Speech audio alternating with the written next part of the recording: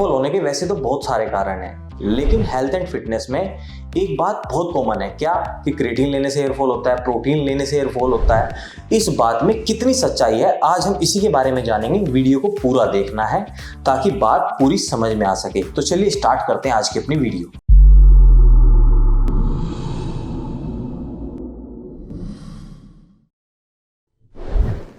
Hello दोस्तों, welcome back to Powergenics. This is Vikas. सबसे पहले बात करते हैं क्रिएटिन की। ये एक बहुत बड़ा मिथ है कि जब लोग क्रिएटिन खरीदने जाते हैं, क्रिएटिन यूज करना चाहते हैं, तो उनको सुनने को मिलता है कि भाई क्रिएटिन लेने से हेयर फॉल होता है। तो इस बात में कितनी सच्चाई है, देखिए क्रिएटिन का क्या काम है आपको ये समझना है। पहले क्रिएटिन क्या करती है आपकी बॉडी में, एक स्ट्रेंथ तो आपकी डेवलप करती ही है, आपकी बॉडी क्रिएटिन बनाती है। पर डे कुछ ना कुछ क्रिएटिन बॉडी आपकी प्रोड्यूस करती है, क्योंकि ये नॉन एसेंशियल सप्लीमेंट है।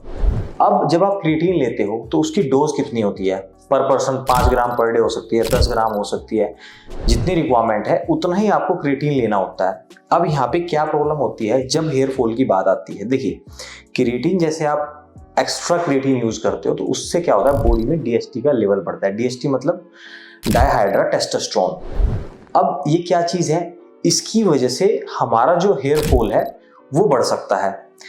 एक क्रिएटिन जो हम बॉडी वाटर होता है उसको मसल की तरफ खींचता है, जिसकी वजह से क्या होता है, डिहाइड्रेशन होता है। जो आपका स्क्रैप है, ये वाला जो हिस्सा है बाल के नीचे वाला, वहां पे पानी की कमी हो जाती है, जिसकी वजह से डैंड्रफ होता है, उसकी वजह से भी हेयर फॉल हो सकता है। ऐसे ही एक छोटा सा एग्जांपल यहाँ एनाबॉलिक का देना चाहूंगा। जो मेल बॉडी है वो टेस्टोस्टेरोन पे बेस्ड होती है, उसका मेल हार्मोन जो है टेस्टोस्टेरोन है। जब भी आप एनाबॉलिक इंजेक्ट करते हो तो उसमें क्या होता है, आपका जो टेस्टोस्टेरोन है वो भी डीएसटी में कन्वर्ट हो जाता है। एनाबॉलिक की वजह से आपका बॉडी का टेस्टोस्टेरोन डिहाइड्रा टेस्टोस्टेरोन में बदल जाता है, जिसकी वजह से हेयर फॉल होता है। कई लोगों को आपने सुना होगा जो अब्यूज करते हैं, बॉडी का ड्रग्स यूज करते हैं, उनका भी हेयर फॉल होता है। वापस आते हैं टॉपिक पे, क्रिएटिन की हम बात कर रहे थे। तो अगर आप सही डोज, जितनी रिक्वायरमेंट आपकी बॉडी को है क्रिएटिन की, इतना ले रहे हो तो आपको ये सारी प्रॉब्लम नहीं आएगी। इवन दैट क्रिएटिन लेने से आपको फायदा होगा। अब मिथ कहां से बनता है, अब आप बात को समझिए। कोई भी चीज आप एक्स्ट्रा ले रहे हो जिसकी बॉडी को रिक्वायरमेंट नहीं है, तो उसका मिसयूज हो रहा है। मिसयूज हो रहा है तो वो कहीं ना कहीं उसके इफेक्टिव रिजल्ट्स आएंगे, गलत तरीके से आएंगे, क्योंकि वो रिक्वायरमेंट ही नहीं है उस चीज की। चलिए एक एग्जांपल से समझते हैं। मान लो कि आपको भूख लगी हुई है और आपको 2 रोटी खानी है, 3 रोटी खानी है, लेकिन स्वाद में आपने ज्यादा खाना खा लिया। उसकी वजह से क्या हो सकता है, आपको इंडाइजेशन हो सकता है, ब्लोटिंग हो सकती है। तो ऐसे कुछ इश्यूज हो सकते हैं। सेम चीज है, अगर आप ओवर यूज कर रहे हो किसी भी सप्लीमेंट का, तो वो कहीं ना कहीं आपको बैड रिजल्ट्स देगा। तो इसीलिए सही यूज करना बड़ा जरूरी है। इसलिए मैं हमेशा कहता हूं कि किसी अंडर गाइडेंस में, किसी नॉन बंदे से आप इंफॉर्मेशन लो कि इसको किस तरह से लेना है और कितना लेना है, फिर आपको ये प्रॉब्लम नहीं होगी। अब बात करते हैं प्रोटीन की। प्रोटीन को लेके भी ऐसा ही मिथ है कि भाई प्रोटीन सप्लीमेंट लेंगे तो उसकी वजह से हेयर फॉल हो सकता है। देखिए प्रोटीन एक बहुत जरूरी रिक्वायरमेंट है हमारी बॉडी की, हमारी मसल ग्रोथ के लिए, हमारे हेयर ग्रोथ के लिए। अब हेयर का कौन सा प्रोटीन होता है, कैरेटीन होता है। लोग कैरेटीन ट्रीटमेंट भी कराते हैं, तो मतलब प्रोटीन चाहिए। अब प्रॉब्लम कहां से शुरू होती है, देखिए हर पर्सन की अपनी प्रोटीन की रिक्वायरमेंट अलग अलग होती है। मैंने इस पे वीडियो भी बनाई है। अगर आप मसल बिल्डिंग कर रहे हो तो आपको कितना प्रोटीन चाहिए पर डे, आपका जो बॉडी वेट है उसका डबल, मतलब कि अगर आपका वेट 80 किलो है तो आपको 160 ग्राम प्रोटीन चाहिए पर KG equals to 2 gram protein. ये है आपका सही डोज जो आपकी मसल ग्रोथ में हेल्प करता है।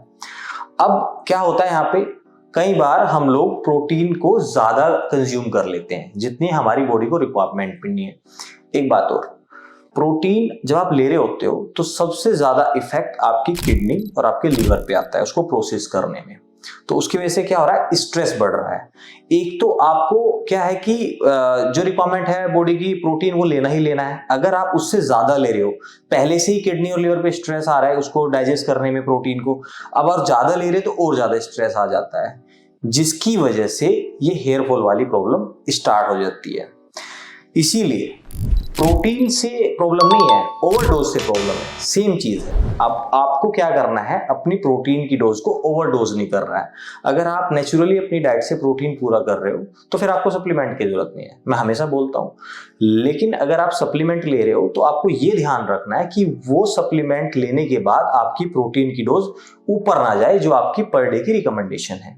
अगर आप अंडर द गाइडेंस सही लिमिट में उस प्रोटीन का यूज कर रहे हो तो आपको कभी भी हेयर फॉल की समस्या नहीं आएगी, इवन दैट आपके हेयर ग्रोथ अच्छी रहेगी।